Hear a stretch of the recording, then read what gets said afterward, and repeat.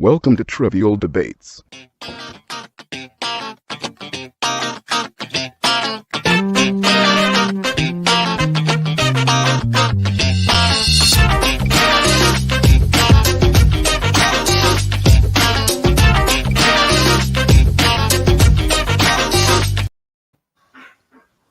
Hello and welcome to this month's edition of Trivial Debates, the ultimate pop culture challenge.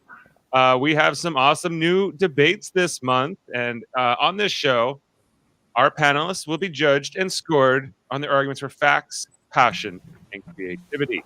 I'm your host for this episode, Dave Mader, also doing double duty as producer. So bear with me while we have a great panelists and contestants to fight this month. Introducing first, we have Rajesh Kutty. How are you doing, Raj? Good. Thank you very much for having me. Welcome to the show. We have Adam Woodward. Hey, contestant number 2. Nice to be back. And we have Davan Skelhorn as well. Skull hat.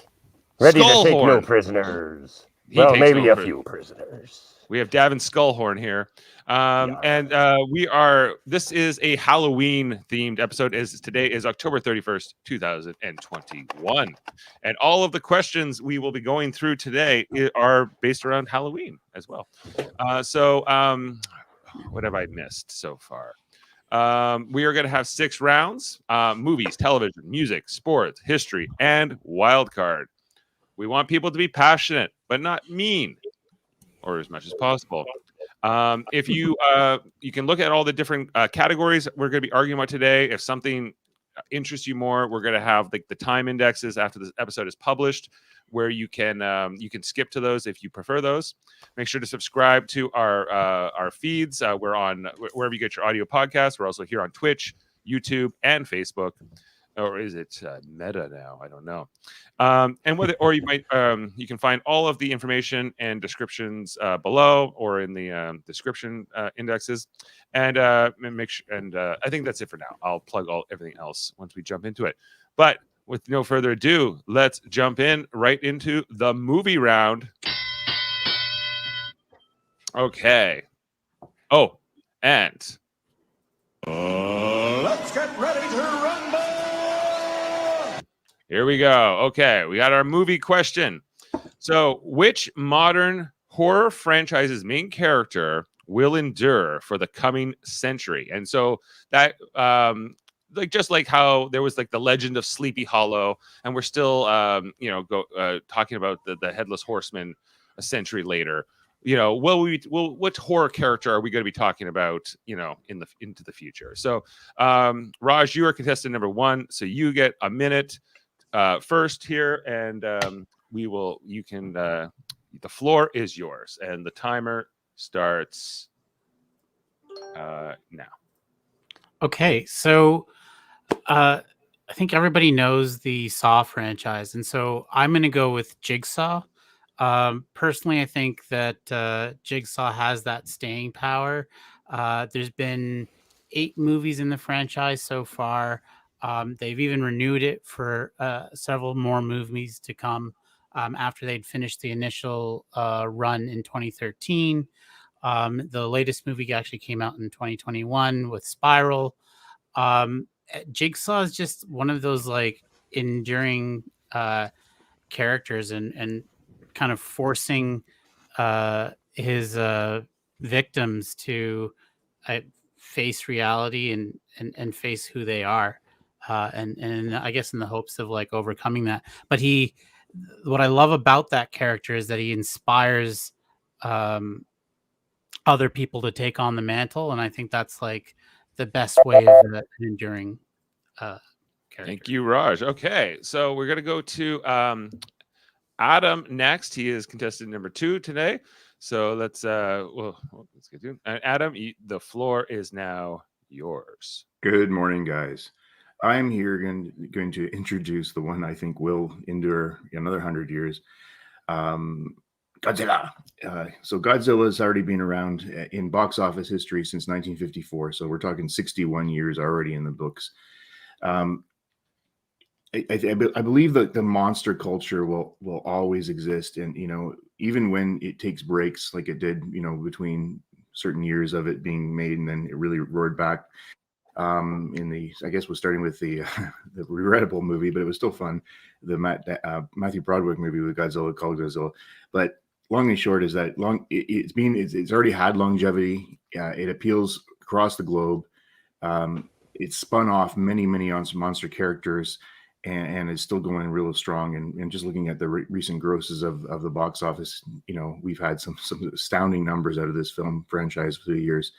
And I think, Dave, more than anything, is just its endearing, long-standing, fascination with monsters and humans fighting them, and which will always bring back us to that Godzilla culture.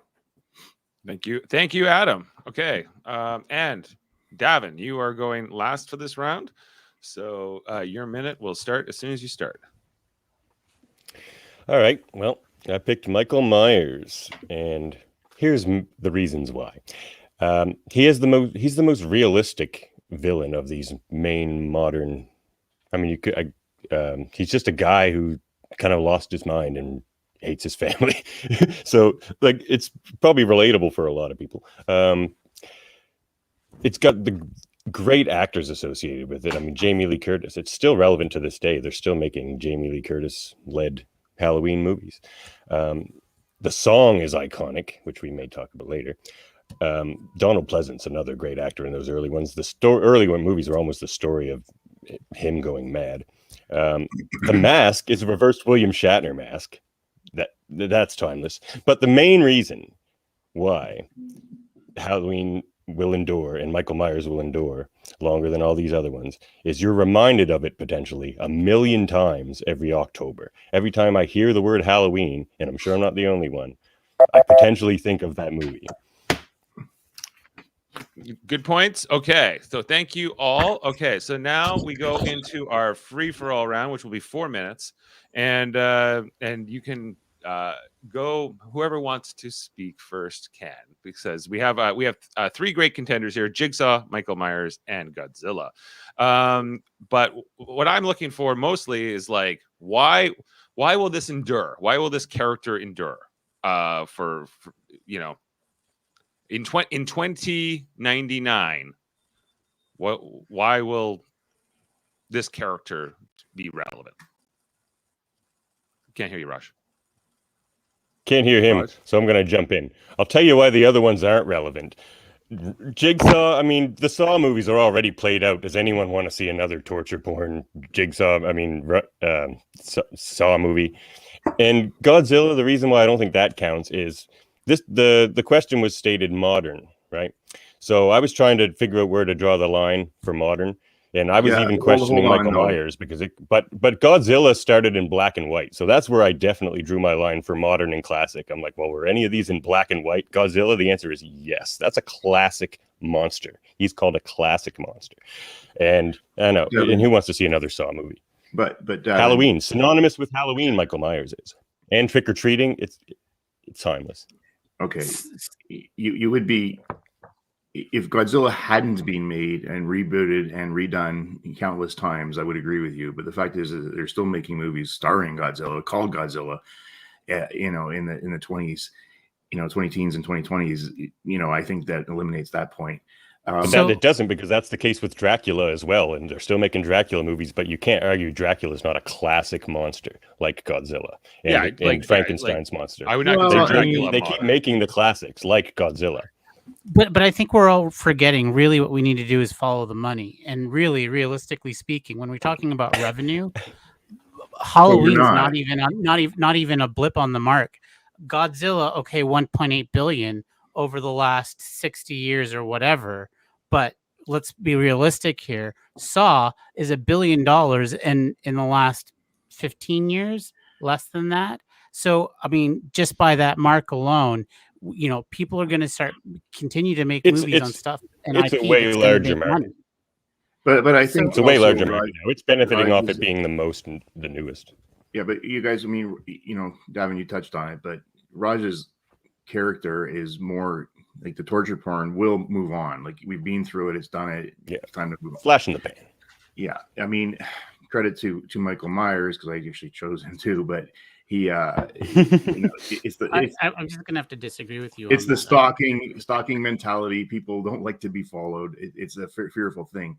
However, a monster that appeals to who knows how many wrecks cities, injures thousands, kills thousands.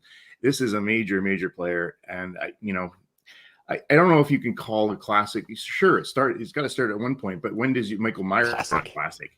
It's 1978 for crying out loud. I was 6, so it's a long. Which is why I kind of debated even Michael Myers. So black and white. I mean, where do we draw the modern line? Before film? Just to be clear, modern meant not classic. So yeah, and I still contest Godzilla is classic. I would still contest that both your people you're pushing are both considered classic. I mean, Raj, I guess for me, well, the Jigsaw movies just sort of it's now how do I outdo myself on the next movie to make it more scary or more shocking? It's not even scary. Shocking is the word. And I just think it's run its course. The first one was fantastic. Totally agree. I mean, I walked out, oh my God. But then I go, okay, same thing. So, walking away, I didn't feel that this is going to last long and has endurance, certainly. Unless they start doing, no, it won't even do that. It won't even make it. Michael Myers is synonymous with Halloween, October, and knives. Timeless. Go ahead. Sorry. Go ahead. And the music, it's just timeless. So many reminders. Well, never be forgotten. The 4 minutes has elapsed, so therefore I have to make a decision. And I think I'm going to give this one to Davan. Congratulations, Davan. Thank you. Because I just think that he did the most to sort of to sort of discredit the rest of your arguments, and I don't know if I got enough enough substance on the other two. So that's all. But that's only one round. Let's just and so we are. So Davan is on the board, and let's bring that up. This is harder when I have to host and produce at the same time. Okay. So, guys, we're moving on to the TV round. So let's jump into that. What the heck is it? And for the TV round, we are going to be doing Who is the most powerful TV witch? There are a lot of choices. There's Bewitched, there's Charmed, there's many out there.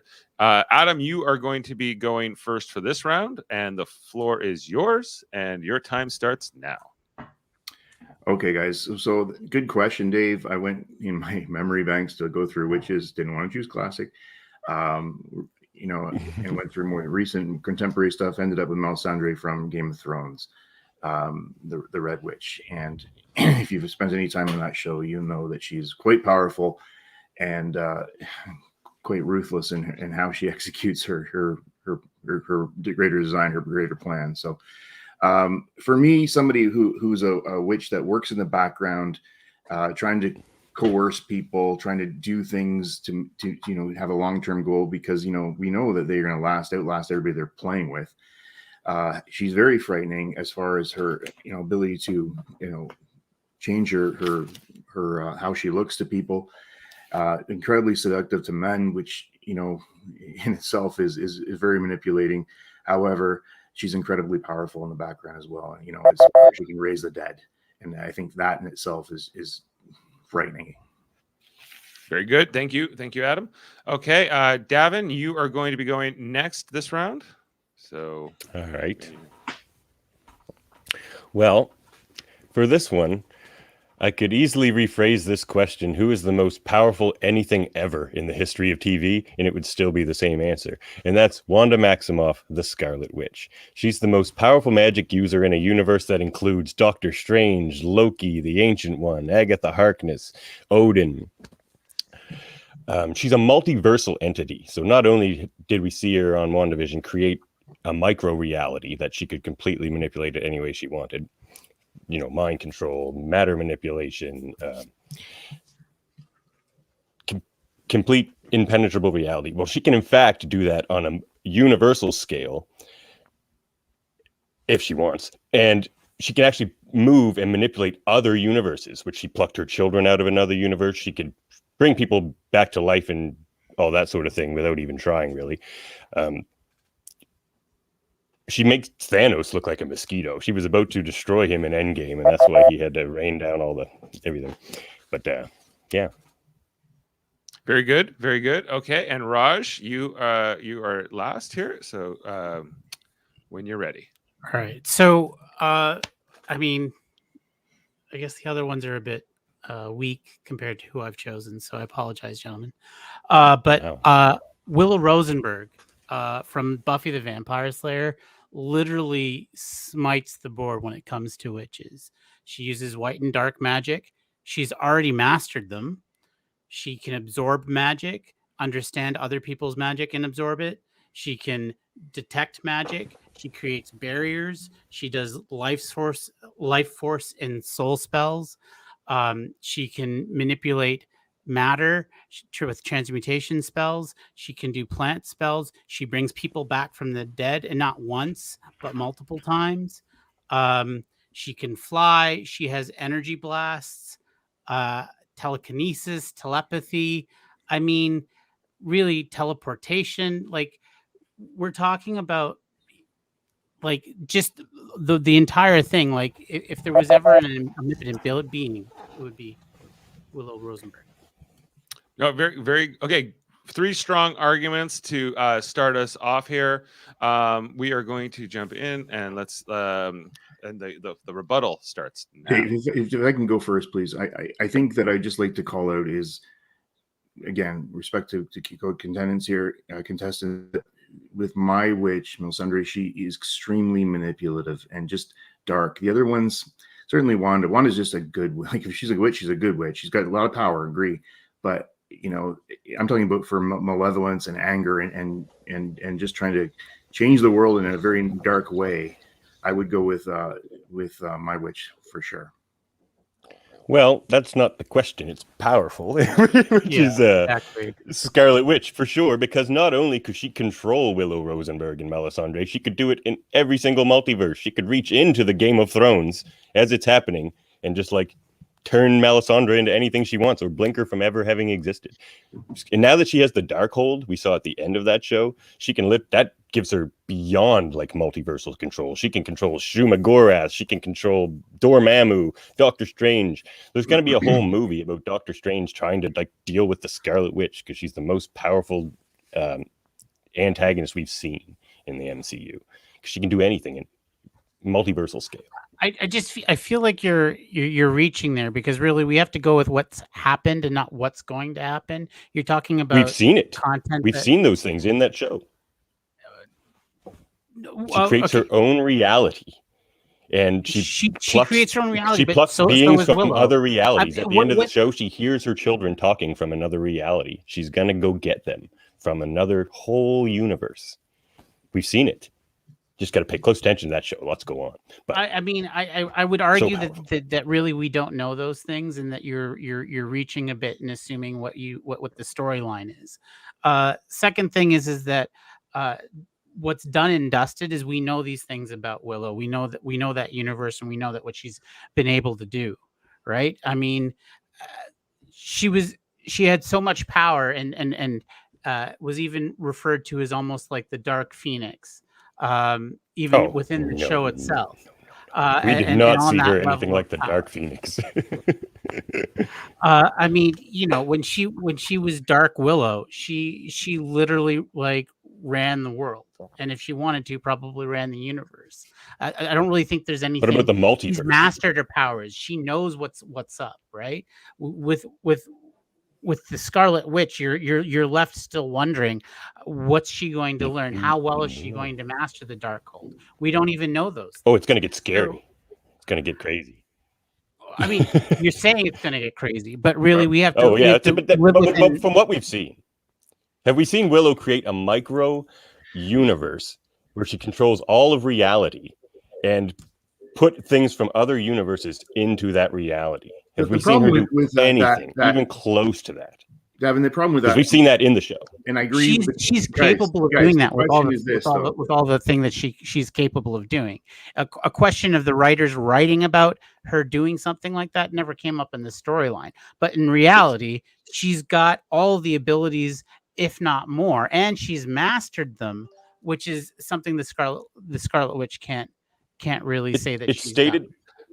It's stated by Agatha Harkness in that show that the Scarlet Witch is the most powerful magic user, even beyond that of the Sorcerer Supreme.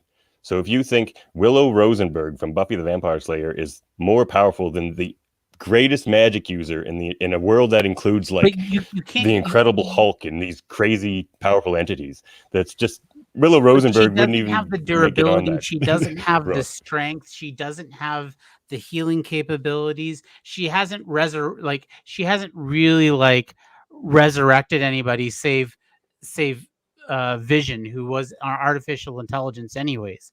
Like it's just not the thing. Adam, did you have some points there? Because I think you got cut off a couple times. So I just I guess, I mean, it's irrelevant to the argument, Dave, but I was just going to say is like, problem with creating an all powerful being is that it takes away from any, I mean, once this is done, so where do you go with the story? But anyhow, the question was, well, yeah, just about power and sort of like the extent of their magic, I guess, is what I'm looking for, in sort of like how limited or limitless it might be. So I don't know if Melisandre has enough points in that. She has a resurrection on Jon Snow, spoilers, and some other things, but I don't know if it's enough for me to go there. So I'm kind of right now trying to decide between Willow and Scarlet Witch. I think that there's some interesting things on Willow, that she was the most. I'm not as much of a Buffy fan, so I'm not as familiar. I know the Willow character, but I'm not as familiar as I would be with like the Scarlet Witch. But I think Raj's points that, saying that she will be the most powerful is well taken, but we haven't seen it fully yet. Although the creation of the reality was impressive, I guess, right? It was kind of, I mean, it was flawed though, right? Because I mean, it only extended so many blocks, whereas Willow, with the flick, that's how she wanted it. That's how she wanted it. She just wanted a small town. She created an entire bubble around what was it called? Sunnyside, East Side, or something like that, or Eastview. Whatever the town was, she, with a snap of her fingers, created a barrier around an entire city. Right, there was no, but it was barely working when it got to the outside. She, her power, but it's actually Scarlet Witch's powers was actually limited within the series, right? They are unlimited, and they're stated to be so. It's stated that she is the most powerful magic user in the entire universe, multiverse. That's what Agatha Harkness said. It's actually stated that. So if you think Willow Rosenberg is more powerful than basically the most powerful thing in comic books, it doesn't make it real, right? I could say I could fly to the moon right now, but that doesn't make it real, right? I still don't think we've seen Willow do anything like what we saw Wanda do in that show. Pluck people from other universes. Have we seen her take some of other universes? We do have to move on. So I'm going to. I just think that even though I'm not as familiar with Buffy, I thought Raj did a great job of arguing for Willow here, and I learned some things about the Willow character I didn't know. So I am going to be giving this round to Raj. Congratulations, Raj. We got some comments here from Jamil. He's saying the Scarlet Witch is a title given to the strongest witch. So it seems like he was swaying, Davan. You may have swayed Jamil on this, but he wasn't judging this round. So I'm always like Jamil. Okay, so that is Raj with one, Davan now with one. Davan already had one. Raj now with one, and Adam. still to score. We will be moving on to the music round. Ding, ding, ding. Ding, ding, ding. And for this round, we are talking about what is the best song to kick off your Halloween playlist.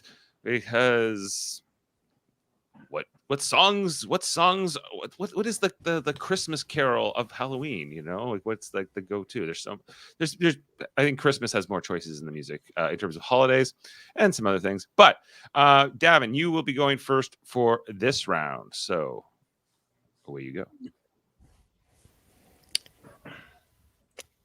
Have you ever asked yourself, does fear have a sound?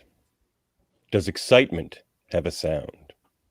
Does fun have a sound? Well, it turns out when you combine those three sounds, it creates the song I'm about to talk about, which is, of course, the Halloween theme. Everybody knows it. You think about it all the time, even when you hear the word Halloween, just like Michael Myers, it's synonymous with Halloween. It's possibly the best score of John Carpenter's career, which is just amazing musically. He's an incredible musician. So many other Halloween songs are just really hokey, like Monster Mash and all these things. What you want to feel when you get to Halloween in October is you want to feel a little fear, excitement, and fun, which combined is what we have in the Halloween theme. This is a case where simplicity is perfection. I yield the rest of my time. Okay, yeah, you're only there 6 seconds left, so you're good. Okay, so all right, so we got the Halloween movie theme is our first response here, and Raj, you will go next this round. So the floor is yours when you're ready. So I picked Monster Mash, the 1962 novelty song by Bobby Boris Pickett, and I gotta say, you know, I don't know what the Billboard ranking was on Halloween, but Monster Mash has been #1 multiple times. It also is always up in the charts when it comes to the Halloween time. Really, it's that, like, you know, getting your kids, getting your family ready for Halloween. I don't think that the question was what's the scariest song of Halloween, but what really gets you started. And I think that Monster Mash is one of those classic things. People hear it, they smile, they know the lines. It's just an all around, you know, banger, really. I mean, of a pop culture, and that would be my. Sorry. No worries. Okay. All right. Well, thank you, Raj. Okay, and Adam, you you go last this round, and.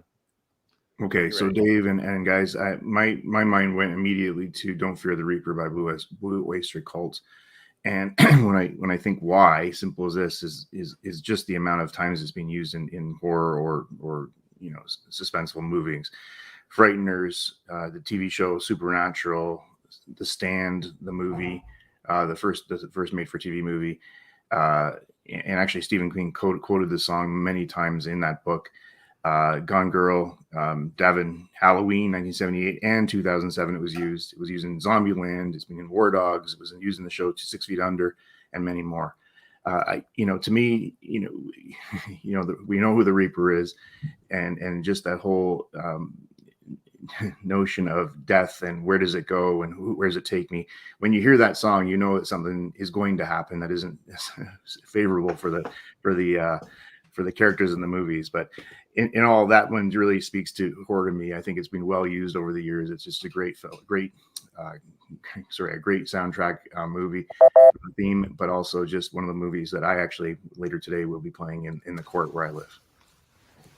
Okay, all right, we got some great answers here. 4 minutes starts now, and jump in. I guess just if I can just tag on and add in more is just the scope it's being used in. It's not just a one-time theme as Halloween is. It's very recognizable as yours is, Davan, but all the same, it's just a scarier movie. Music for Halloween for me, just because of the breadth it's used. And as far as Monster Mash, it's goofy. It's fun, I guess.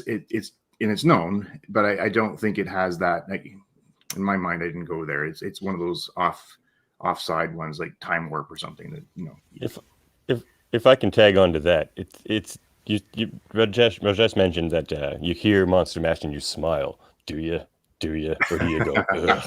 Or do you go? That's what I do when I hear. Yeah, it's like I've actually heard this song 100 too many times at this point in my life. You know what I mean? Whereas the Halloween theme is just that's the it's so good. It just makes you feel things. It like gives you the shivers. It's like the Dave Seville of Halloween, you know, with the Chipmunks, and that's what that reminds me of, that movie. Yeah. You know, that song. I mean, it may be the STD of Halloween music, but the fact of the matter is everybody gets it. Everybody knows it.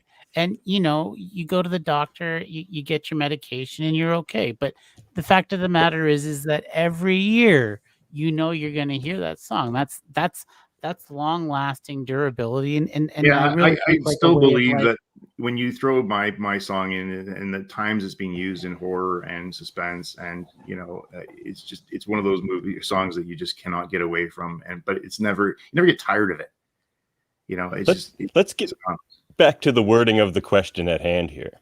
Oh boy. What do we kick our playlists off with? Do you actually go, yay, it's October, let me go click on Monster Mash and listen to Monster Mash? Yeah, no. Oh, yeah, and I think Don't Fear the Reaper is actually a better song for the other 11 months of the year, because if you actually listen to it does get used in a lot of horror, but, you know, it's a good song, I will admit.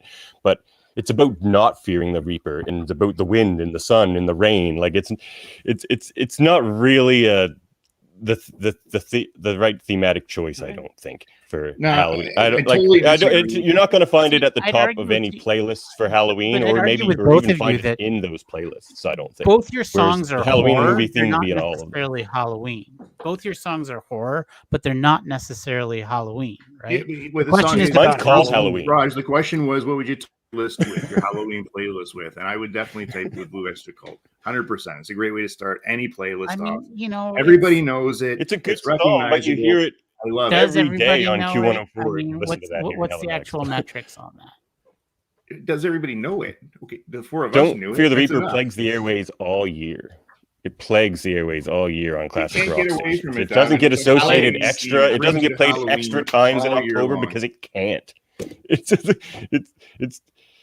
like if Monster Mash is the STD of like Halloween songs, then Don't Fear the Reaper is like the STD of like classic rock stations, because it's just there all the time.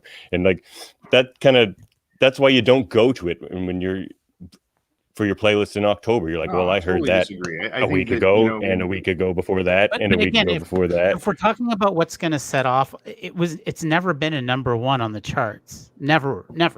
Well, that's not the question. The question doesn't have to be. I know, but we're talking about popularity. We're talking about what's going to start off your playlist. I mean, Halloween. Really, like the most popular songs are the ones that are going to start off your playlist. Like you don't start off like low and slow. You're going to lose your audience, right? You got to start with an upbeat, you know, fast BPM kind of like. Oh, Raj. No, the Halloween theme makes you feel. It's like actually make your heart beat faster. Do do do do do do do do. It does it every time. You can't overplay that song. It's just the perfect horror nobody plays it. That's the problem. It's on every Halloween playlist ever. If not the first song. Gotta have more. It's like it's October. October is the month of Halloween. Halloween theme. Perfect. That's the train of thought. It happens for people all over the world. It's oh, my heart's beating right now thinking about it. Okay, Adam, did you have something to say there? I think you before. I like the Halloween theme. I'm not saying I don't. However, I think it's the way to end the playlist, not start it. It could be at the end too, but it's usually at the start. Because it's the first thing you think of. It's October, it's Halloween. I gotta tell you, yay, it's October, Halloween, baby, don't fear the Reaper. It's this one was tough. I think you all made great arguments and counter arguments here.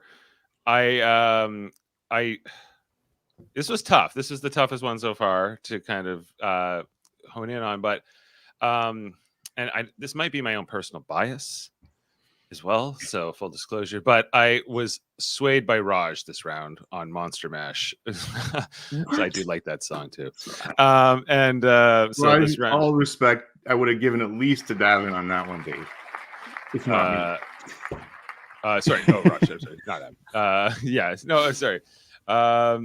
Yeah, like I just like when he said like the beats per minute and like something that's recognizable and things like that. I think that was sort of like what sort of pushed me over the edge there, and that's why I went that way. But you guys all were strong there. I would have had there been weaker contenders. I think I would have I could have easily given Adam or Davan that point as well. But I overestimated your taste in music, Dave. You have. Yes. You should not. Davan, just so you know, on October 1st, that's my ringtone for the month. Halloween. Don't theme. Fear the Reaper.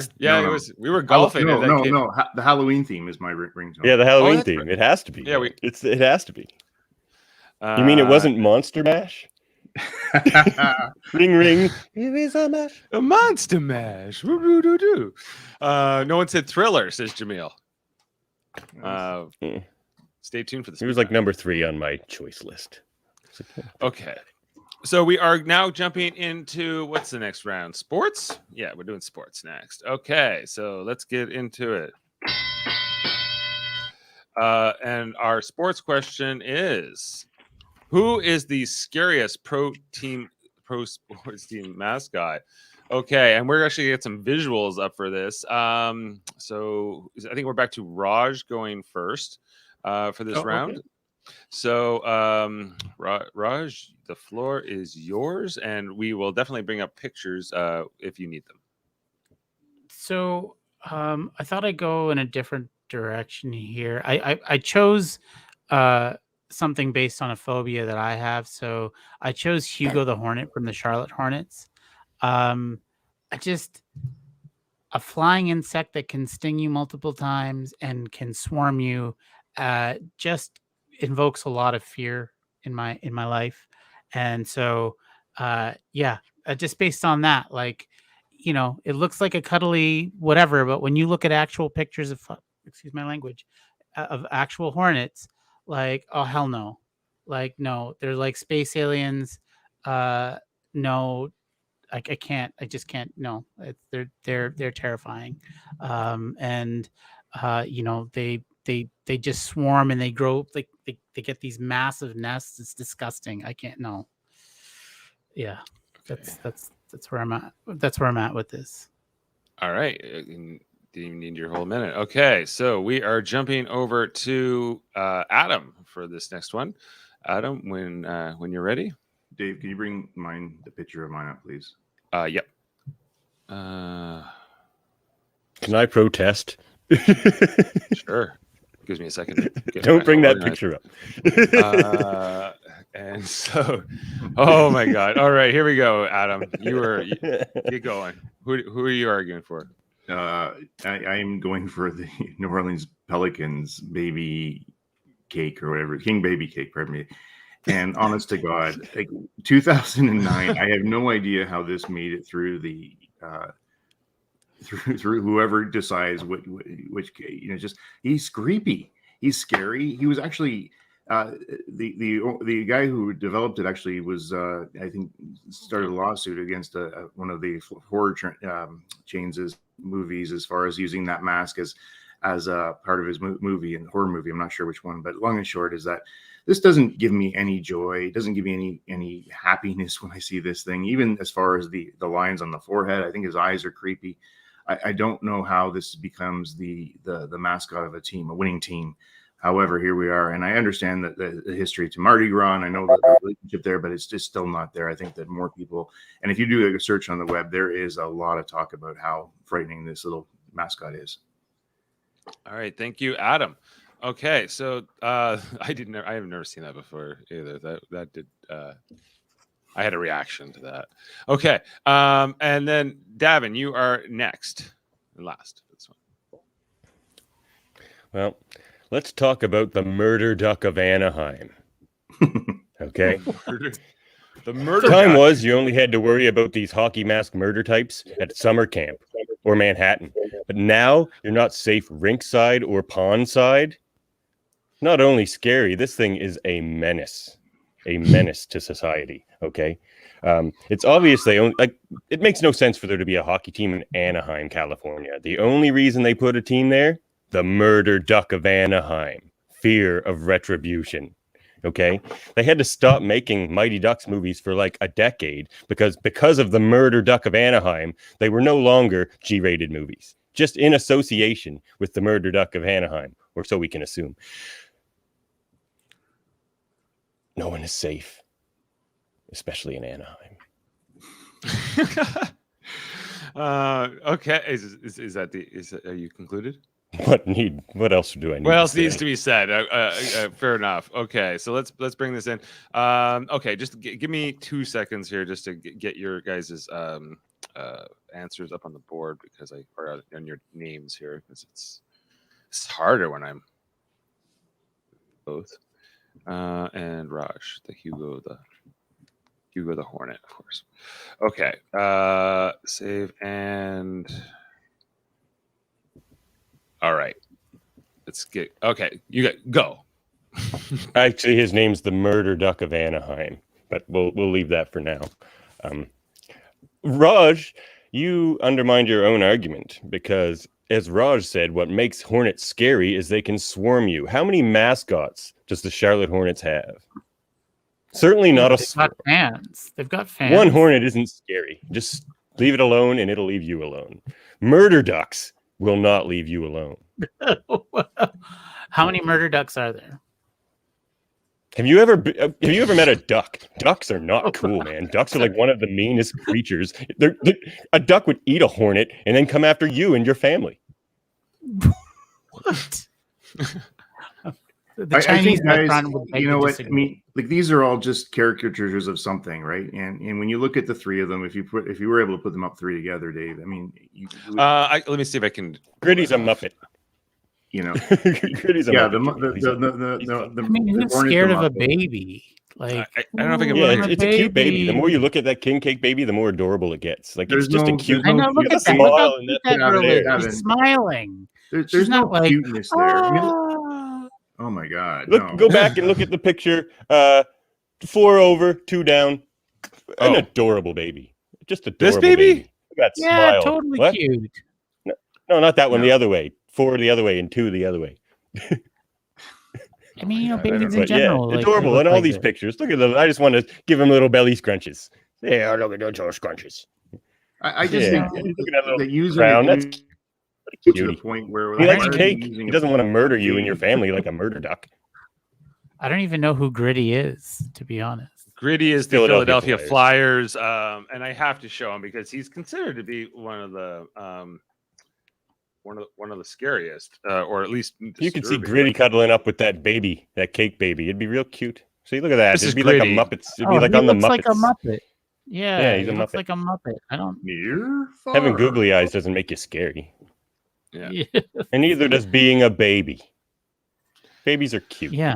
Or a duck. Dave, I think, Dave, you're going to have to just make a call here. I'm so scared of a duck. Well, I guess it's also about what is scaring me. So okay, just so I understand the arguments. Okay, so Raj, you're saying that Hugo the Hornet is scary because what? So Hugo the Hornet is scary. Well, I mean swarms, but also because he's got fighting spirit. He's a hornet. They give no fucks, really. I mean, let's be honest. Hornets in general, like when your mascot's embodying something, a hornet is like universally everybody's like, oh fuck, that's a hornet's nest. I'm gonna run away, right? We're not like, oh hey, I'm gonna just go up to this hornet's nest and poke it, and I'm gonna be fine. No, you're making sure you're handling your business. Like they're not. He's like smiley though. He's like you can put lipstick on a pig. It's still a pig, right? Mm-hmm. Like it's a bloody murder hornet. They don't have murder ducks. They actually have murder hornets, right? Like that's an actual thing that exists in the universe. But they're not the Charlotte murder hornets. No, but we could get into why ducks are horrible. But as a species, there's no such thing as a murder duck, right? There's definitely a murder hornet. Okay, yeah, so listen, I just People think that definitely died from hornets. when you look at the three of them, this is sort of Not a cute one. thing. You know, Raj, no disrespect to your fear factor there, but I mean, it's a cute little thing that kids would run up and hug. And even the Like a mascot baby. of the, you know, Like a what baby. about the ducks, or Adam? like a duck. What this murder? Look at him. People He's go and mean. feed bread to ducks. People he's don't go coming at feed me. hornets. Dave, he's a duck. Ducks just aren't. Ducks are scary. the worst. Like when they came up with Ducks this are the name, I continue to roll my eyes when they took this from the Disney film, and that's the other thing. It's associated with Disney. I mean, goodness, it can't be scary. and then finally, this is just creepy. You know, when I was scrolling through, and I did stop at the Philly one, by the way. That was one of my choices, but this became I don't like this. I don't think it's warm. I don't think it's. I mean, it even looks hard to even one of the things I think are measures of mascots is the reactions from kids and whether they come and gravitate towards this. And I just don't. Why is this the mascot for the Pelicans? I don't understand. Why don't they have It's a pelican? due to Louisiana Because culture. the pelicans, yeah, I mean, New Orleans pelicans culture. drop off babies, right? Yeah, but Okay. but, No, but it was, storks I'm do. assuming that's the stretch, but I mean, like, look, They can again, fit them right in their mouth. who really is afraid of babies? Like, you know, they'd been I'm better afraid off of this being called baby. that. This Yeah, I'm baby, baby. Okay. This is not hard. This is going to Adam. I gotta give him this right. We were ended as soon as the pitcher came up, Raj. We didn't have a chance there. I mean, I didn't know what it was. I was just like This it was is the a, that was a visuals. hard question, to be honest. Like to pick any of these characters and then have to. Yeah, they're not supposed to be scary, like on purpose, but some of them are. Okay, so we now have Raj with 2, Adam with 1, and Davan with 1. So we got 2 rounds left. Let's see how this plays out, and we are moving on to the history round. Okay, and the question for this is, boom. Oh, get over here, Dave. Okay. The question for this round is, which mythical demon, which all demons are mythical, is the most terrifying? And so some interesting answers came in for this one. I believe Adam, you have the first go for this round. right. So good question, Dave. I was I had to think back a little bit, but in my mind, I kept coming to something that scared me the first time I ever read about it, and it was probably not a very accurate account of it. It's the Wendigo, which stems from First Nations culture in Northeast United States and Canada. It lives in the forests and things like that. And the first time I read about it was actually in Pet Sematary, where Stephen King referenced it. However, that wasn't that scared me in that book, and so looking more into that, I went to that one. So it's the real truth of it is a human-like. It possesses human-like qualities, and what actually psychiatrists have actually designated something called Wendigo psychosis, which is characterized by symptoms such as craving for intense for humans and human flesh, which obviously cannibalization, which is very frightening. So long and short is, I think any possession is by a demon is just so frightening, and that's where I went to. Okay, Davan, you are next. well, as a father, no. But anyway, the most horrible demon that exists out there has to be Lamashtu. Lamashtu is a Mesopotamian demon. And the reason Lamashtu is the most horrible is Lamashtu goes after the most vulnerable. Lamashtu targets women during childbirth and harasses them, menaces women during childbirth, and then tries to kidnap them once the breastfeeding begins. You're already taking the most traumatic time in life already, and just adding a demon that's going to menace you the entire time, and then take your baby so that it can gnaw on its bones and suck on its blood. Okay, she was so bad that Mesopotamians would invoke Pazuzu of exorcist fame to keep Lamashtu away, even though they knew Pazuzu was going to mess with them too.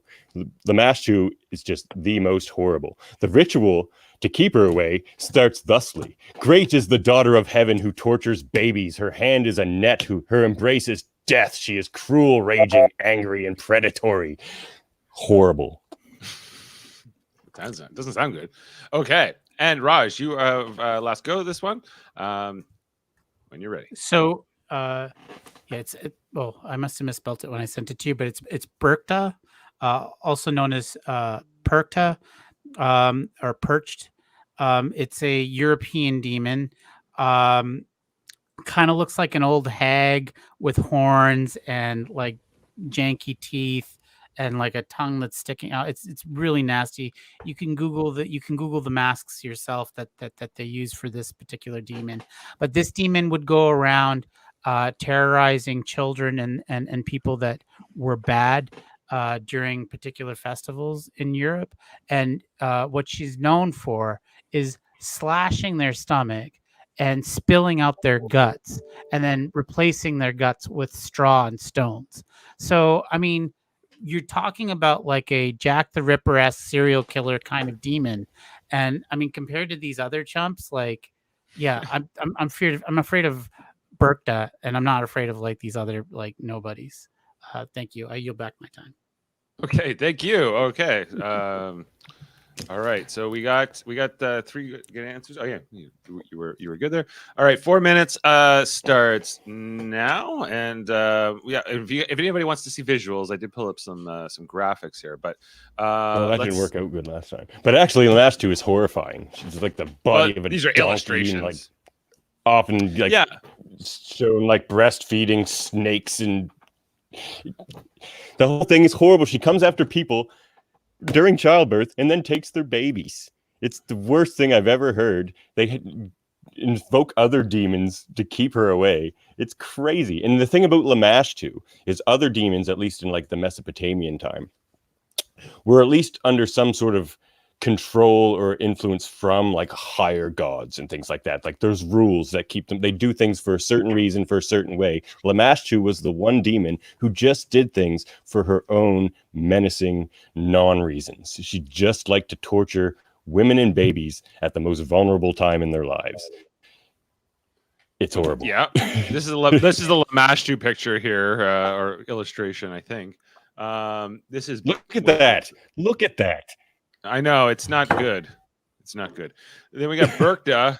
Berkta is kind of like a witch-looking thing. I've got a mask up on my. Berkta seems like a nice old lady. Here. Look at that mask and tell me you're not going to have nightmares. Like what in the actual F? Okay, like that thing's coming and slitting your belly, and that like, kind of looks like a Wendigo. Like. Listen, is it Wendigo or is it Wendigo? I think Berkta sounds like a low-level PG Lamashtu, really. And the reason I don't think the Wendigo wins this debate is because it's just too specific. Like childbirth happens everywhere all the time. Whereas, like, as I understand the Wendigo myth, you actually have to eat human flesh, which is what allows the Wendigo to possess you. So you already have to be in a weird state up in the Arctic. True. They also it's talk about still very, possession. at least geographically specific. But we're also talking about.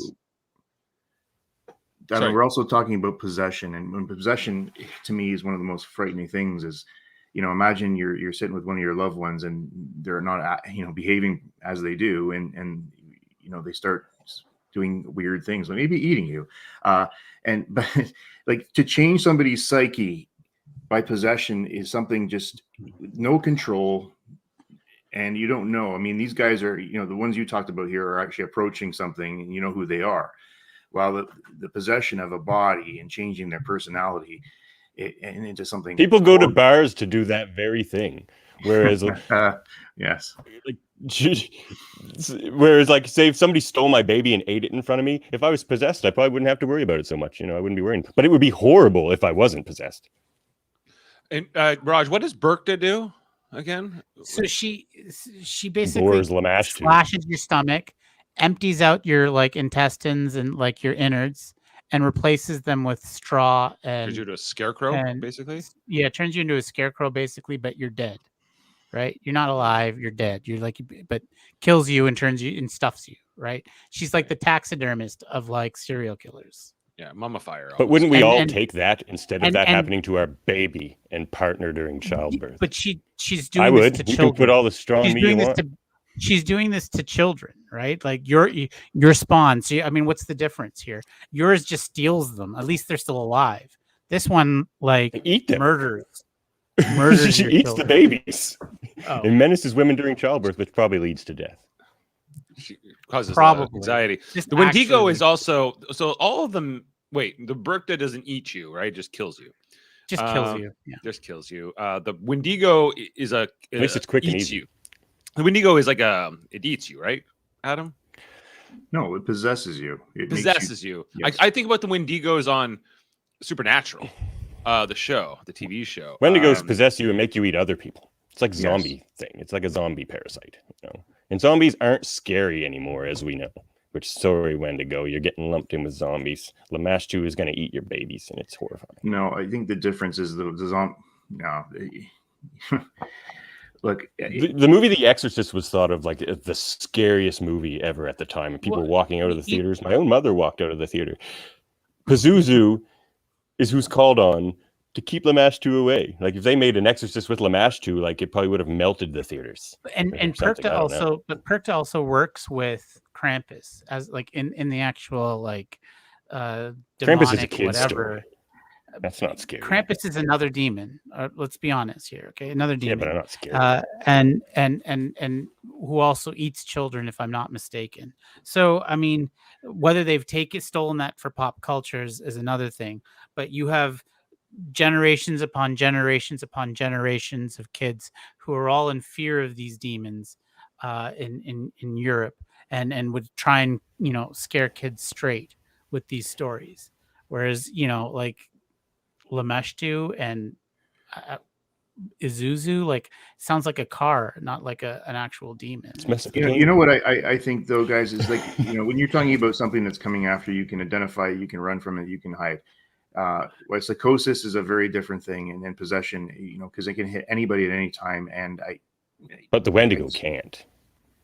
Well, Psychosis, yes, the Wendigo can't. I mean, is Whereas it Lamashtu is in every terrifying? children's ward in every hospital, as far as we know. I think it is. I think Couple it's crazies, terrifying. like To lose Berkta, is oneself anyone and else being- getting Hansel and Gretel vibes from Berkta? She just sounds like the witch from Hansel and Gretel and just wants to feed you gingerbread or something. Like, it's not scary. Yeah, I think so. Wasn't This it one's Hansel tough. and Gretel where she was going to cook them alive and eat them as well? Yeah, and it wasn't Like, I mean, scary. We've been telling that story of witch that wants to like it's Yeah, but to children but for Hansel and It's Gretel's just not- witch it's kinda didn't like look like this. Like no, sorry. Like this no, one's but tough, that's guys, dried 'cause, up. That's desiccation after death, clearly. because we are out of time, and so like it's I'm struggling to make a decision here because like they're all kind of bad, of course, and scary in their own rights. The Wendigo seems to have this other edge, which is that the possession, which the other two don't. The other two are not known for possession. And then the Lamashtu.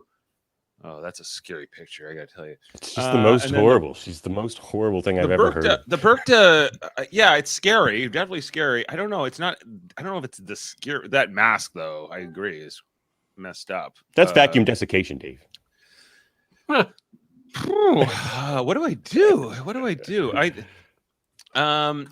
think I'm going to give this round to Adam, because I just think that the possession thing was something that the other two didn't have, and I agree that I think that it was it made it different enough. Like so, it was because it's just another factor, another thing in the toolbox. Okay, so now we have Raj with 2, Adam with 2, Davin with 1, and 1 round left. Now, if Davin scores this next one, then we will have a 3-way tie, and I'll have to come up with a tiebreaker. So, but if not, then we will. Raj and Adam would presumably move on. So, Davin, you need this to stay alive. And great arguments, everybody so far. Okay, let's get in to this. And our wild card question is: what is the correct age to stop trick or treating? And is this you first, Davan? I think you got first round here. What do you say? I have the only answer. And in fact, shame on you guys for trying to put an age to it. Halloween is about fun and enjoying yourself. I know what we let anybody come to the door and take. You don't even have to have a costume. If you just want free candy, it's Halloween.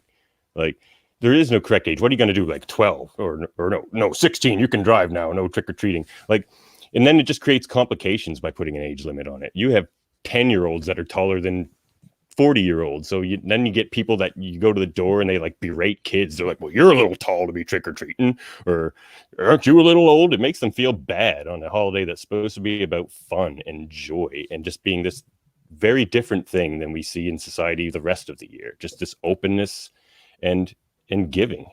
Like, it's one of the best things humans have come up with, I think. I love Halloween, and no one should stop enjoying it.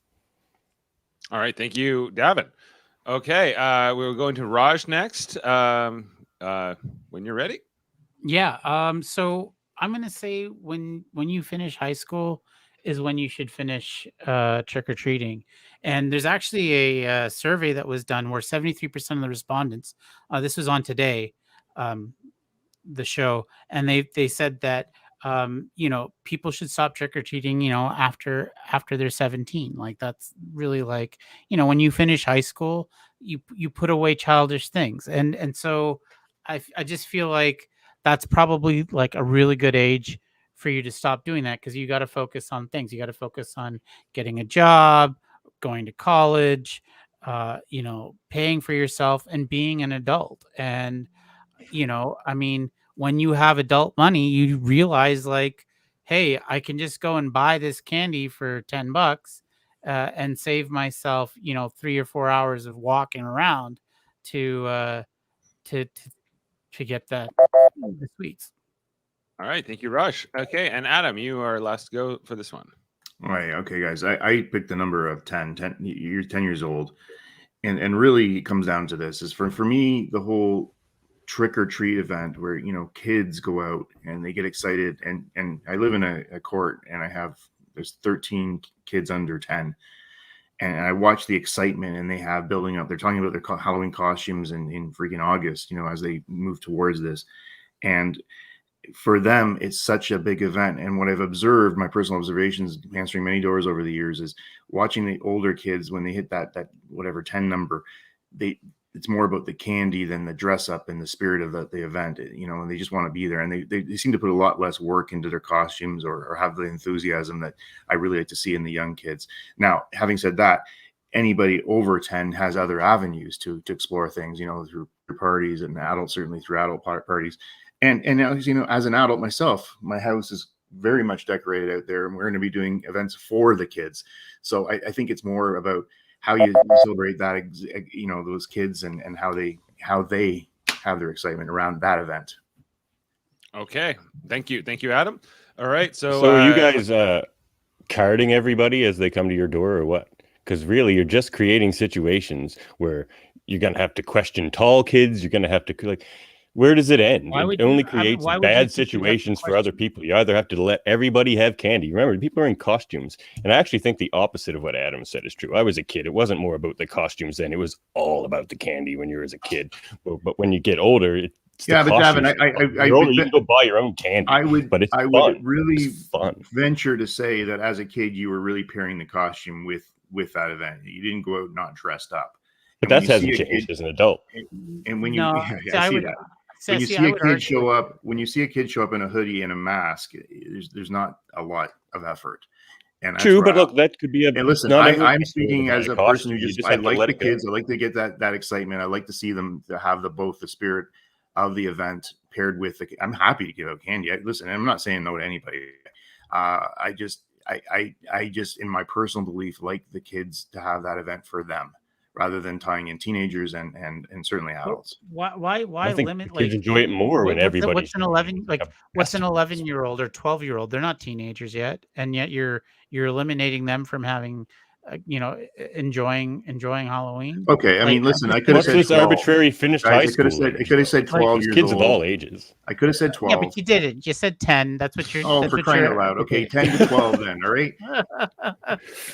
And the point being is that I think... See, you guys can quibble all day on ages because they'll always be the wrong answer. Let everybody enjoy this openness in giving holidays. No, but Gavin, I think that can be enjoyed. I mean, I think you said you're a dad, and how many times have you stood on the curb watching your kids go up and just enjoying that? You're not never, because she's 10 months old. Okay, no, but here's the thing. Here's the thing. The question. But I look forward to it. Is, yeah, what is the correct age to stop trick or treating? It doesn't mean that everybody's going to do it, right? Because you're still going to have your stragglers. But if we're talking about a bell curve here, I would say the bell curve should land on 17 or 18, like that, like when you finish high school. Because but again, you guys have to keep saying 17 or this or this. You can't narrow down a number because it'll never make sense. There's never a way to draw this number. Like here's the stuff. When you tie it more to a stage in life, enjoy the holiday the way they want to, and it's a beautiful thing. Well, hang on a second on that though. I'm going to say kumbaya, but in a Halloween. They're also sort of coming to my door looking for, and I want some spirit. I want them to say trick or treat. Now, I want to see them. I just don't see that with the. There are kids that don't. But I don't think it's about you. It's not about having people do a song and dance. It's about and the age that the kids come about you. Wait a second. But really, it's about them, right? Raj, and I think them being everyone. We spend a lot of money on these kids every year, whether through candy or the decor or just the spirit that we have participating in this. And today, example, they're going to come in one side of my house, walk around the haunted backyard, and go out the front. And we that's fun for them. And and I totally there to be there for them. But I believe that the younger kids get more out of it than the older kids. That's all there is. I know you guys will be welcome at my door on Halloween. So I would tell you that, like, when I finished high school, one of the things that me and my friends like to do is put on haunted houses for the high school and younger kids, and we'd set up speakers. I'd scare the crap out of them as they're coming up for the candy, because I want them to have their trick or treat. But like, again, like I said, is like as you age, things change, and it's like, after you're 18, 19, really, like if you're a guy or a girl, you're looking to be in a relationship, you're looking to have fun, you want to go to a bar, you want to drink. Whereas like when you're younger, all you have is candy, right? Like that's literally like, I mean, they made an entire industry on on candy industry. Do you know, speaking of that, it doesn't matter, but I was at the grocery store last night. There's nothing left to buy. It's all gone. It's crazy this year. There's just amazing to see how many houses are getting ready for tonight. But really hoping all the kids come out after last year's horrible Halloween where nobody could come out, and I'm really looking forward to seeing the kids tonight. Done. It's gonna rain here tonight, bad, so it's gonna be a crappy. Jamil's asking, what about people, individuals with special needs and development disabilities, or do they be shut out? Let everybody in. Like, if anything can get us to this like open and future where we all just have fun together and enjoy each other's company. Halloween is one of those things to get us there. We do it every year. So, let's do it 3 times a year where people can just come to your house and be like, and you give them something. It's beautiful. It's beautiful. It sucks that we only do it once a year, but let's at least do it once a year and for everybody. Halloween for all. Hashtag. Okay, we're out of time. So hashtag I have to make a decision. First, didn't it? Oh well. Yeah. Oh man. I can tell you what I'm leaning. The poor kids. I can tell you that I did go trick or treating as an adult a couple of years ago with Jane and Benny, my roommate at the time from England. He had never been trick or treating as a child, so because in England, I guess they don't do it. So we went around and I experienced what it was like to be an adult. There was definitely houses that were open to it. They thought it was fun. Other households were more hostile. Why do you have to feel that way? Kids feel that way too. I guess so, yeah. And so it was kind of like, I don't know, like maybe you should never stop, but it's not necessarily comfortable. Now, with Adam, your answer was strong, but I think your age maybe is being very specific. Is maybe the biggest argument against you, because like I think Raj saying like 11 and 12-year-olds being excluded maybe is an issue. Although I think you're maybe around the age a lot of children themselves start to choosing to not trick or treat because it's not cool to be seen doing that. And then with Raj, I think yours is probably the one I'm leaning towards the most. Although, like, it's very rare to see anybody at the end of high school still trick or treating. But doesn't mean it's not the correct thing, or like sort of whatever. So I'm the tall kids, the kids with special needs. It's all or nothing. It's all, or you create bad situations for some people, like yourself when you went as an adult. It's just a shame. Why does it have to be that way? Like, right, I didn't expect beards to be coming up to the door. It's a costume. I can take this one off. This is it's a costume. I'm giving this one to Raj. Sorry, guys. The poor kids. Just for the record, I think everybody should come too. Yeah. Adam did try to answer never as well. Why weren't you the judge today, Ed? I'd have done a lot better. sorry, Davan. So you have been eliminated. Although you were very strong. You were strong in all 6 rounds. I feel bad because you only got 1 point out of the 6, but you were coming swinging every round, and so no like head high on this one. So hope you'll stick around and watch us go through the speed round. And so yes, but Davan is out right now, and so we have Raj and Adam ready to jump into this. How do we want to do this? Okay, I'm just gonna so in terms of like the speed round, how this is going to work is most of these are A or B questions. So Raj, Adam, whichever one of you picks that answer, whoever says it first will get it. You have to argue the other one, whether you like it or not, or that you can get behind it or not, or you can just forfeit the point. Jamil just wants to point out that he strongly disagrees with my last 2 my decisions. One was to Raj. Thanks, and Jamil. one was who got hit? Oh, and Adam. So I understand. This is not easy being the judge. It's Jamil, yeah. Dave, you're still welcome. I love you still, Jamil. You know how often I've been on when I'm like doing the producing and not doing the hosting. I'm often like that was the wrong call, but it's yeah.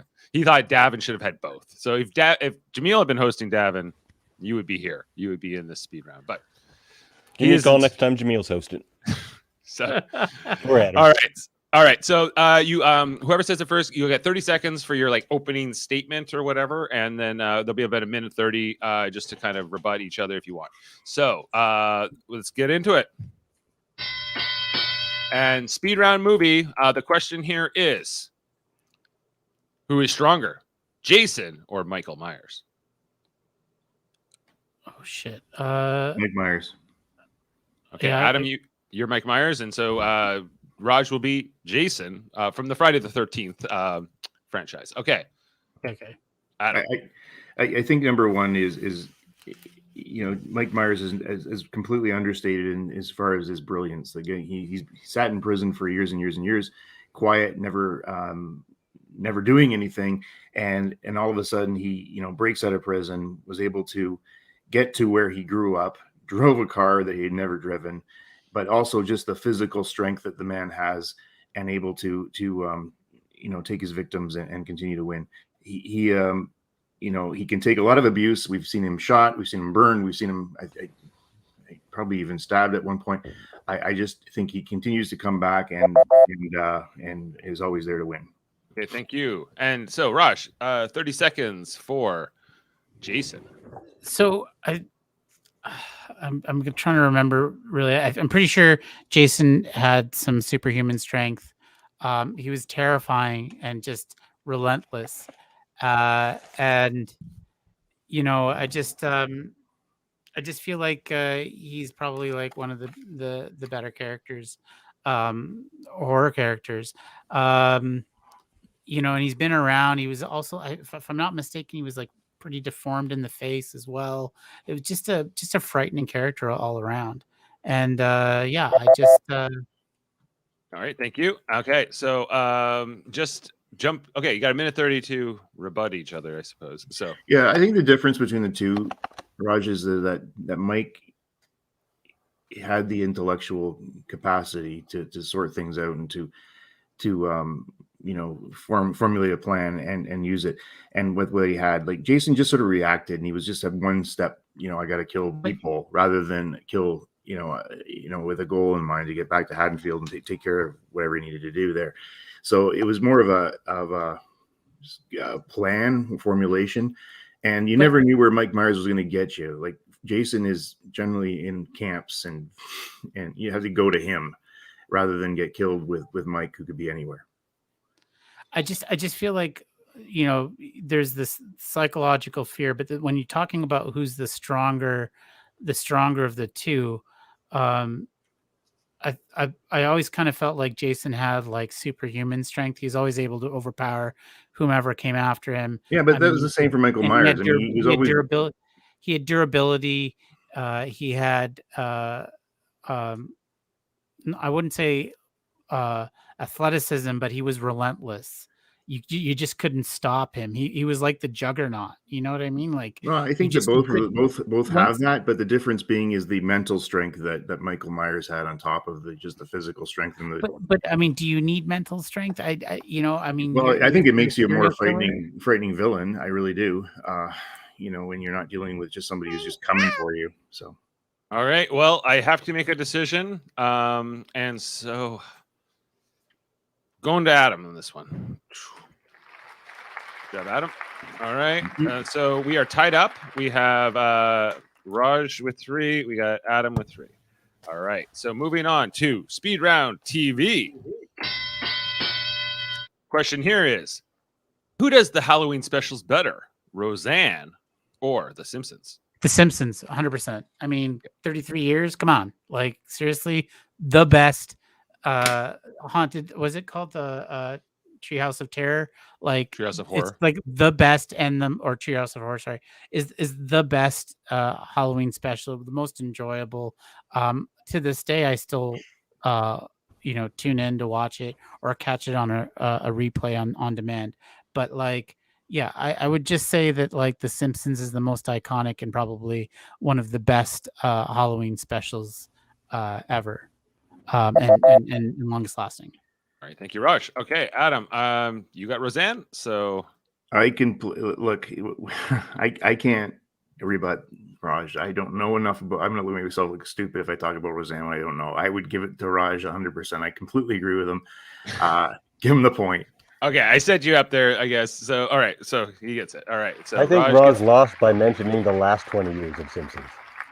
No, it's still Treehouse of Terror is still really good. So part of the speed round was also just your ability to answer quicker sometimes too. Yep. So Raj with 4, Adam with 3. Moving on to music. Thriller or Everybody Backstreet's Back? Thriller. Oh shit. Fuck. All right. I'm going to take you back in time. Okay. Toronto Rocks was the video show back in the day on City TV. In grade 5 or 6, I can't remember which. I think it was grade 6 probably. Everybody had to get home by 4 o'clock to watch Toronto Rocks. Why? Because Thriller they were showing the video for the first time, 1984. And when that happened, it was like the biggest event of the year. People were calling each other that evening on the phones. It was just, did you see Thriller? It was one of those major events in history and it was a scary little video. And I remember being even the subtitle, watch with viewer discretion or whatever that was back then. All right, Raj. Look, Thriller was good, but like, I mean, come on, everybody. I mean, that Backstreet Boys, like everybody knows that tune. Everybody loved that tune. I don't see Michael Jackson touring anymore. Sorry. Making more money now. but the new, Backstreet Boys still tour. They still make money. Okay, and I just to cut, sorry to cut you off there, Raj, but just for more context, because I didn't really fully flesh out the question. I'm talking more from the music video standpoint and how it kind of like, because they're both like Halloween music videos. Yeah, I think, Dave, that you look at the Thriller one. I mean, really, there's the dance that everybody can do now. It's even bringing Vincent Price into it from the classic horror, Davin, the classic horror movies back in the day, when you hear him do that little soliloquy and laugh, and it's such a fantastic song. And then it was translated into that video at the time. My God, when that was made, they must have spent millions on that thing to make it right. And it looked fantastic. It still looks fantastic. Hear it in 2021. I just, you talk about timeless. That will carry right to the end of the century, 100%. I mean, bad makeup and hokey dance moves. Like, I mean, I don't know if you could really say that Thriller aged well. I think you can. And like the really bad prosthetics and latex. Like, dude, I don't know. It was like 1984. It was for TV. But we're talking about timelessness, and but you're talking about a video that took half the show. Like, when you talk about like I mean, look, like I mean, just the fact that they would air it. Like, you're talking about a major obligation to one song, on a video show that lasted half an hour back in the day. I mean, that's just a substantial commitment from the networks, from the studio, whoever produced that. I think Michael Jackson was revolutionary in that video, and it still stands. See, the real thing here is, though, that everybody takes from Michael Jackson.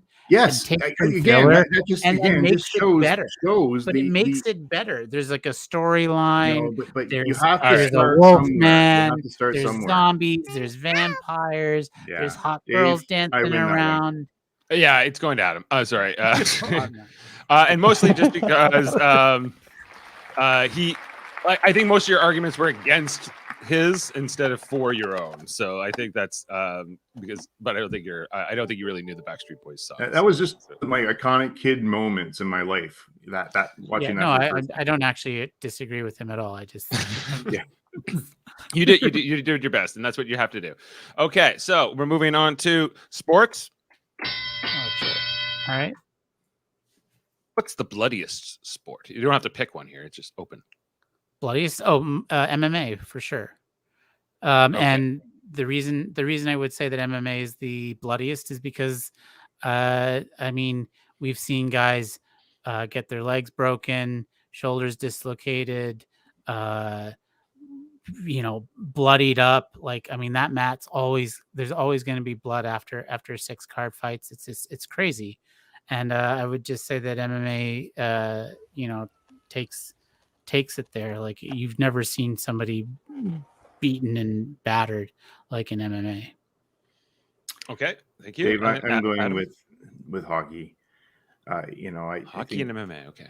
Yeah, hockey for me it's a bloody sport. It's not maliciously bloody, where MMA you're going out to cause blood, cause harm on somebody, versus hockey that it's more of a subtle bloodiness where your teeth are knocked out, stitches coming around, people are generally hurt, unfortunately, but in the background of an amazing game, and that's to me the difference. Now, I mean, MMA is very bloody, however, you still see a lot of blood on a hockey rink after a game. Okay, rebuttal. So I would say that hockey isn't intentionally bloody, and there are games that happen where there are no fights, whereas MMA is literally a fight. It is the nature of the sport, and so as such, the question is, what's the bloodiest sport? And hands down, MMA. I would say there is more blood spilled on a per fight basis than you would see with anything else, and the injuries are just as extensive, if not worse, and it's just a brutal. It's like it's like the Coliseum. I mean, you're seeing guys where they do a roundhouse kick or whatever, and literally their leg snaps in two, or their leg just crumbles, or their arm crumbles. Like it's gross and amazing all at the same time. Yeah, You know, when I guess it's maliciously bloody, that's what you're going into. You're, like I said earlier, you're causing harm. The blood from hockey can be as simple as a mistaken stick to the face or a puck to the face.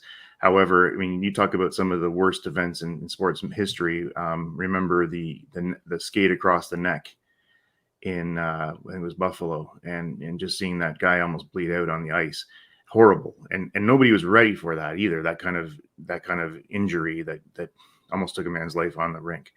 While while very bloody, it's you're expecting it. And if you don't get it, you're disappointed. Davin, you have an opinion? Sorry. Blood is overrated anyway. I was wondering, because both two good arguments, guys, and I think that both. I don't know. I'm not necessarily swayed either way. Davin, do you have an opinion? Other than blood's overrated. Well, I thought one of you should have said bare knuckle fighting. It's the bloodiest. Okay, I'm going to go. No, that's tough. I'm going to go with Adam on this one. I think the blood on the ice and the guy bleeding out was the deciding factor for me here. Yeah, that's one of the worst things. That's going to be a controversial one for sure.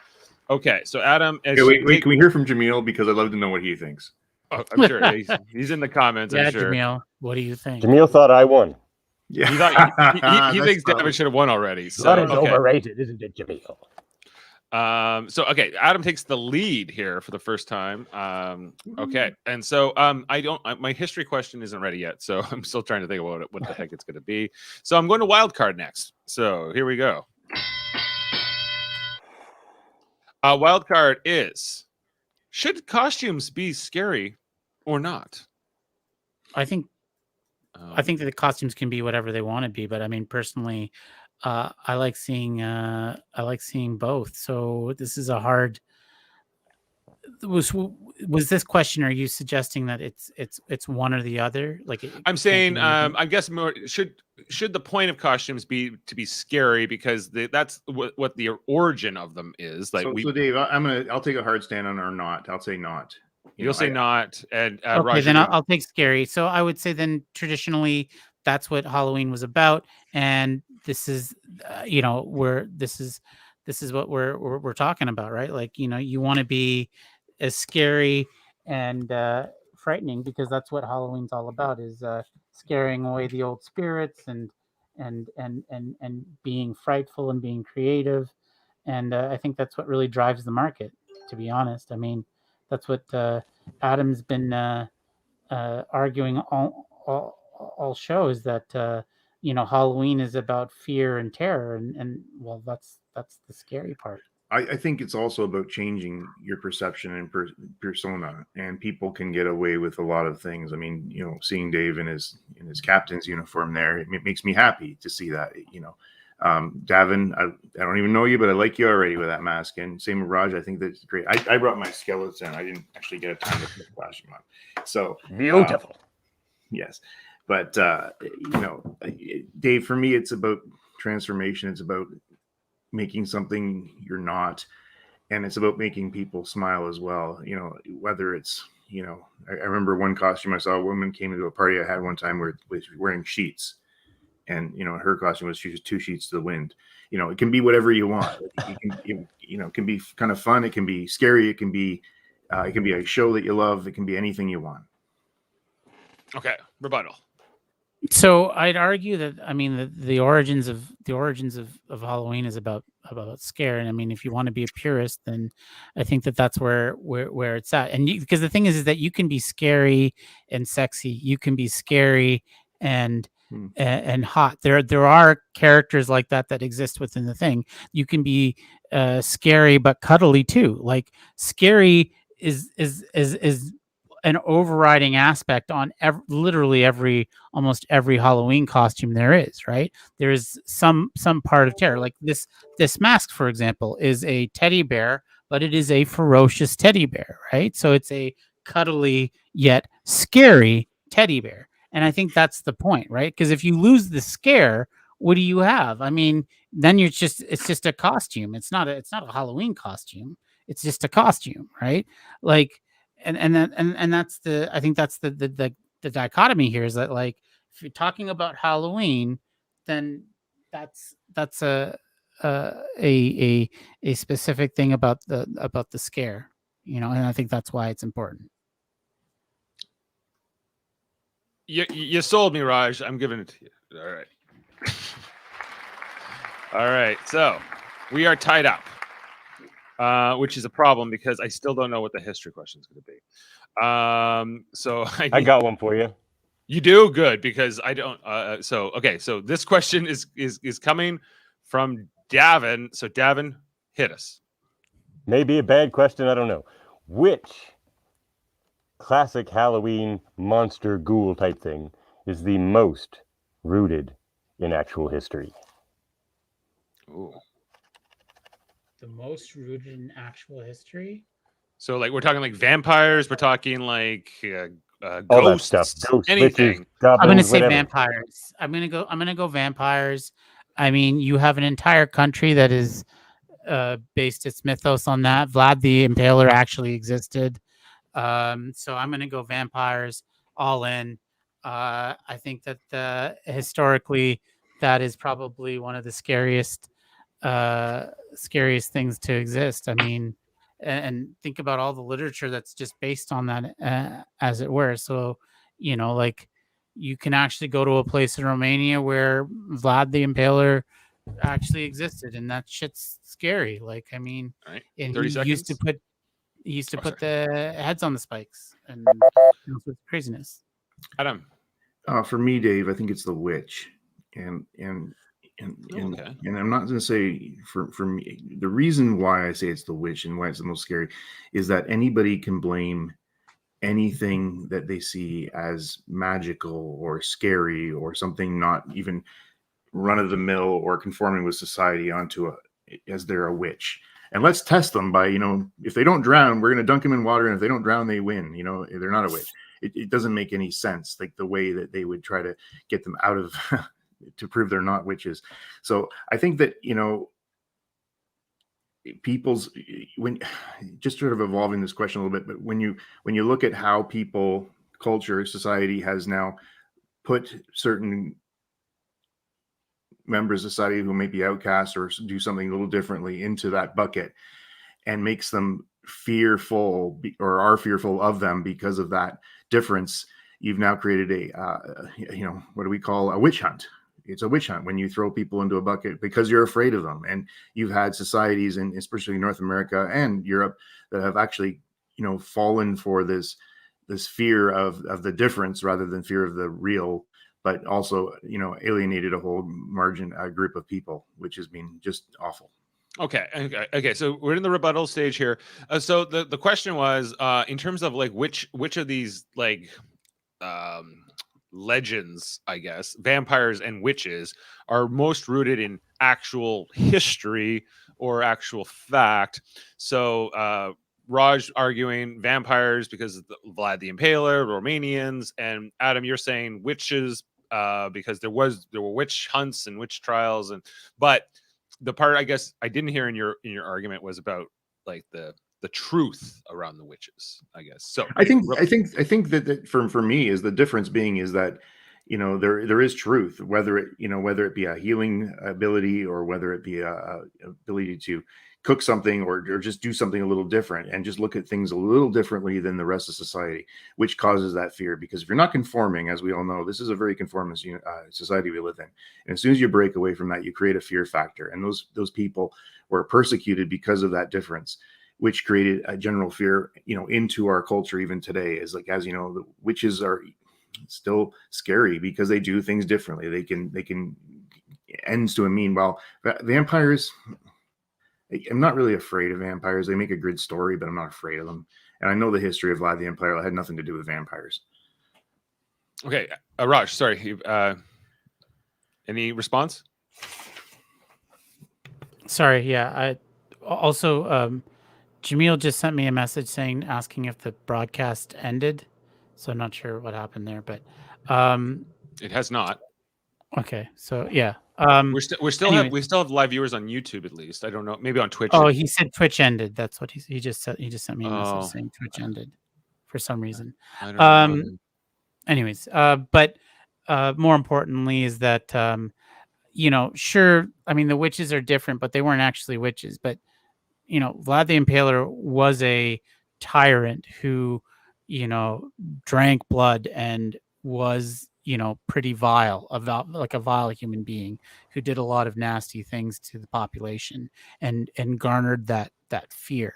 And I would just say that the witches were just people that were different, fine, but they didn't actually do anything. They weren't actually like going out and murdering people and causing problems. They were just people that were different that other people didn't like, and so brandished them with a name that they knew could get them killed or removed from society.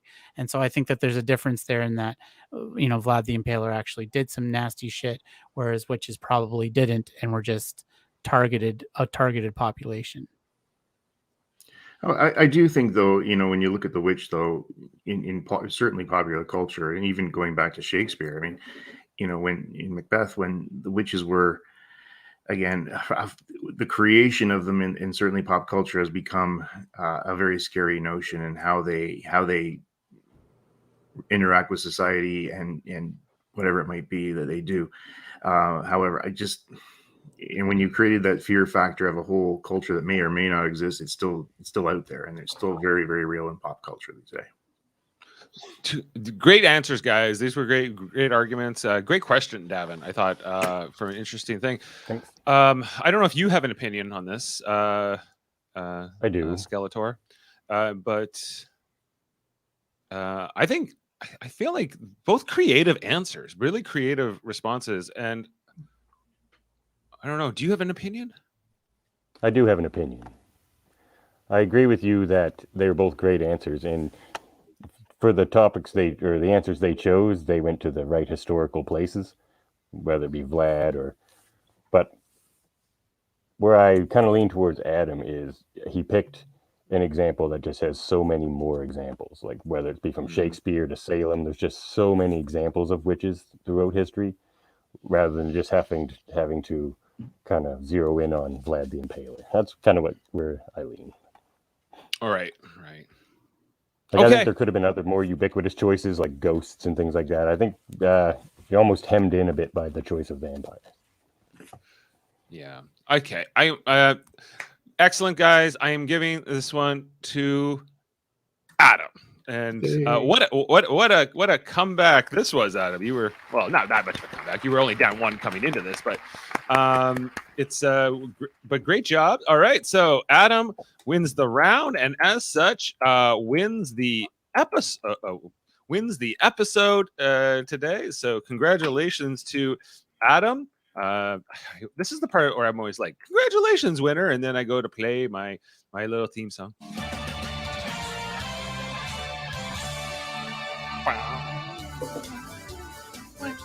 Anyway, so that's just to celebrate there. Great show, guys. Raj, really loved doing this with you.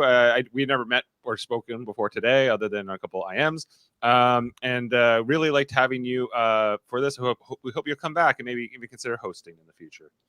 For sure. This was a lot of fun. This was hard. You could have. I could have gone that the other way on that last question, because I thought your response was very well articulated and positioned. But Adam, I don't think Adam's examples. I think just it was a better answer for sure. Yeah, he had more time to think about it. So that's sometimes the downside of the speed round is that sometimes you want to get your answer in quick, but you might think of something better while the other guy's talking. So anyway, thank you guys. And I'm just going to plug a few things here. So Trivial Debates is one of our 3 channels. So if you like this show, check out, we have a channel called Live Long and Podcast, which is a Star Trek themed channel that we talk about Star Trek all the time. On Monday nights, we talk about Star Trek, the original series. We'll be talking about What are we talking about tomorrow? Oh, By Any Other Name. So if you like Star Trek the original series, we've been talking about By Any Other Name tomorrow night. We've been watching every episode, not in order. We got about 3 left, and Adam's on that one about 10 p.m. tomorrow night. And on Tuesday nights, we talk about Star Trek Deep Space Nine. Davan joins us often with that one as well. We've been watching all of those ones in order. We're into season 4, and we're going to be talking about the episode Bar Association this coming Tuesday. As well, on Thursday, we're going to be talking about the newest episode of Star Trek Prodigy. Davin will be on that one as well, along with Jessica Chan, as we've been covering the new episodes there. We also covered Star Trek Lower Decks this summer. And I guess in a couple of weeks, we'll be talking about Star Trek Discovery, Adam. I'll be doing that with Adam Woodward and Michael Chan on Thursday nights as well. So it's going to be lots of Star Trek going on. We also have Star Trek Radio Theater, where we do like script reads of Star Trek episodes. We're going to be doing a smaller one for November, and then a big movie in December, where we're going to get like our different podcasters in, and we're going to read the lines as the different characters. So we're going to be doing Star Trek First Contact from 1996. And we have our last channel is called Super Mader Brothers Podcasting, where we that's like more reality shows and things that aren't related to Star Trek. And on Wednesdays right now we are covering Survivor season 41. Jameel Robinson and Jeff Mader and I. We also talk about Marvel Cinematic Universe podcast, like things like that, like WandaVision, and we'll be covering Eternals probably next weekend, next Sunday after that movie premieres. And if you like Marvel or different shows, we cover all those different content over there. Plus, you should check out Davin's podcast. It's called Locutors of Trek. It's another Star Trek themed podcast and channel. You guys talk about trivia. You guys talk about different things. Why don't you tell me what you have coming up on Locutors of Trek? Hey, Captain Dave, where's Lieutenant Yar? Yar. Yeah, we talk about the people, places, and things of Star Trek, and we do play some fun games like trivia and stuff every now and then, but we also get deep into the weeds on some things, like we take a thematic approach, so we might talk about time travel one week, or cybernetics the next week, or biology, could be anything. And we just shine it through the lens of Star Trek, and try to have a good time while we're doing it. We play some music as well that we perform and write ourselves and things. Lots going on over at Locutors of Trek. Check out Locutors of Trek, great Star Trek podcast. Jameel Robinson joining us. I think he has some comments. I didn't actually see who won. Twitch ended, so yes, Raj relayed that. So I don't know what happened. It according to my system, it says we're still on Twitch, but clearly we're not. You'll be glad to know, Jameel, I won. Actually, it says we have a viewer on right now on Twitch, but I don't know. Probably still me. Still showing up. Great debates by everyone. Congratulations on whoever won. It was a well-deserved victory, whomever that may be. It was Adam. Okay, I have to rewatch the last debates to see it. It was a great job. Yes, my niece was listening too. Maybe a future debater. Okay. The next generation. Right. Hey, ask her how old I'm she actually should on be. the air right now. Hey, Jameel. Jameel, can you ask her how old she thinks people should be or stop trick-or-treating? Siobhan, come here for a second. She's on my side too. Siobhan, come. Hey, Siobhan. Raj says hi. Quick question. How old should people stop trick-or-treating, or should they never stop?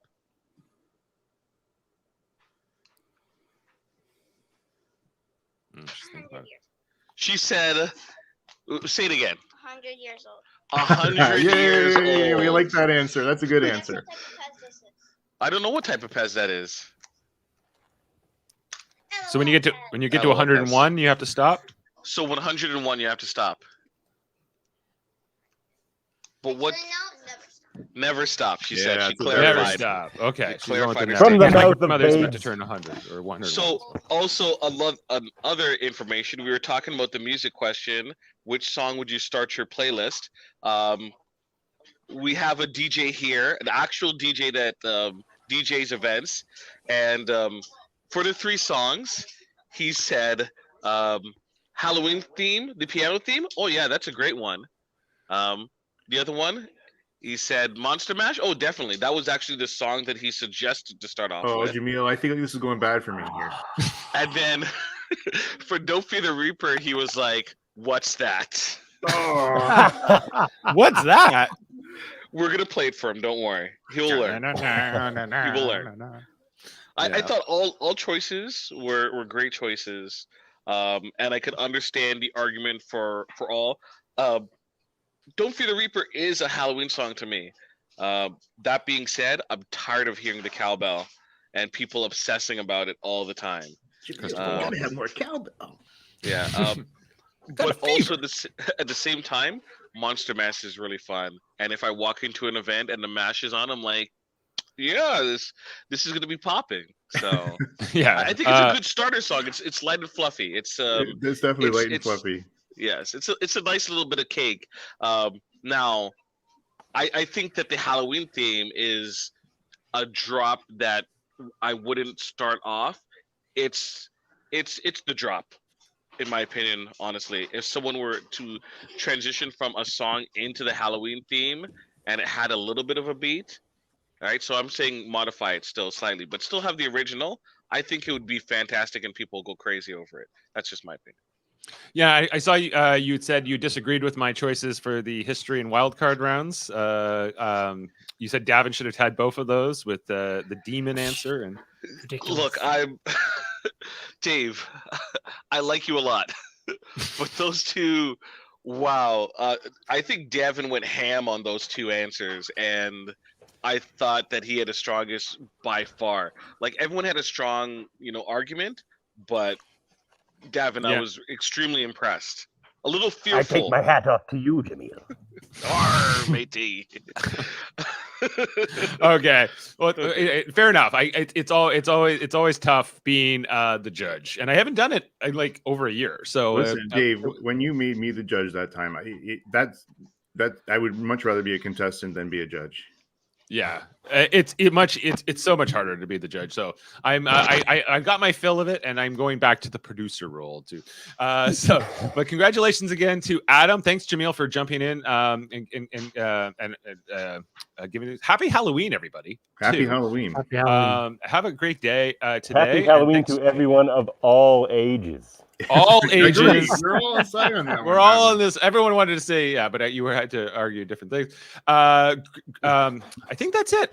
So we are going to sign off, and we'll see you next month for our next edition of Trivial Debates. Where's my funk down music? Da, da, da.